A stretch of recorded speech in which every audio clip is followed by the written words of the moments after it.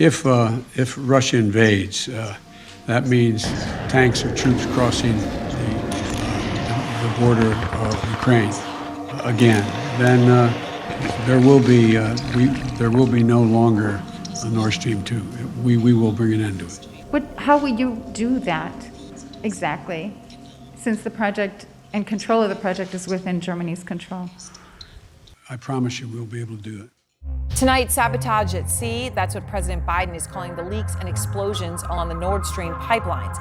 Like a boiling cauldron, the busy Baltic Sea bursting with gas from ruptured Russian Nord Stream reinforced pipelines. First on CNN, sources telling us that European security officials observed Russian Navy ships earlier this week in the vicinity of those leaks in the Nord Stream pipelines that were likely caused by underwater explosions. Here's what we know. We know that Russian Navy support ships were spotted in the vicinity of the leaks on these pipelines. We were also told by a source familiar with the intelligence that Russian submarines were spotted in the general area last week. I think this is clearly an act of sabotage of some sort, and Russia is certainly the most likely suspect. It's incredibly alarming. President Vladimir Putin has blamed the United States and its allies for blowing up the undersea Nord Stream pipelines. It was a deliberate act of sabotage, and now the Russians are pumping out disinformation and lies.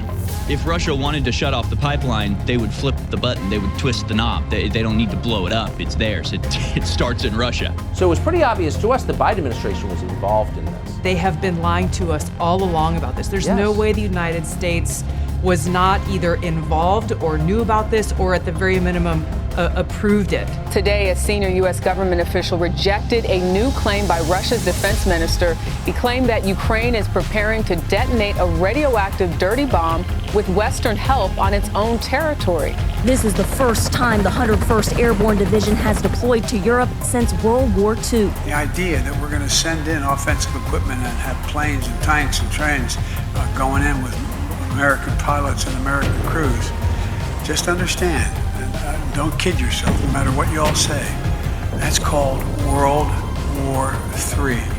The U.S. will have to send their sons and daughters exactly the same way as we are sending their sons and daughters to war, and they will have to fight, and they will be dying. Air sirens blaring across much of central and eastern Ukraine today as Putin's forces ramp up. Washington has placed more than 8,000 U.S.-based troops on a heightened state of alert. Today, the U.S. sent in the cavalry, bound for Romania, right along the Ukrainian border. If we continue down this path, we may end up with a nuclear holocaust.